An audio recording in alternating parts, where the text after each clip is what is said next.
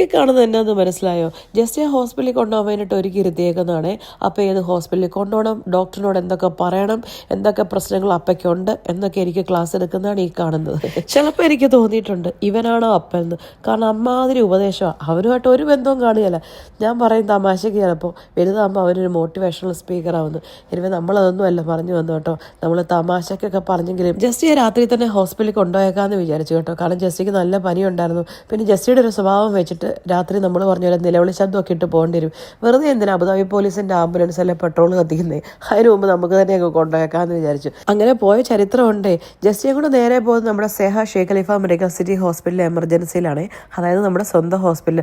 അവിടെ ആകുമ്പോൾ കാര്യങ്ങളൊക്കെ പെട്ടെന്ന് നടക്കുമല്ലോ. ഹോസ്പിറ്റലിൽ ചെന്നപ്പോഴും ജസ്റ്റിക്ക് നല്ല ടെമ്പറേച്ചർ ഉണ്ടായിരുന്നു. അതുകൊണ്ട് തന്നെ അവർ ഒബ്സർവേഷനിലോട്ട് മാറ്റി. പിന്നെ ഇഞ്ചക്ഷനായി, ട്രിപ്പായി, എക്സ്റേ ആയി, നെബുലൈസേഷനായി, വീൽ ചെയറിൽ പോയ ജസ്റ്റിയെ സ്ട്രെച്ചറയിലും ആക്കി. അപ്പോൾ ഇനി എങ്ങനെയാ നമുക്ക് ആ നിലവിളി ശബ്ദം ഇട്ടേക്കാം അല്ലേ?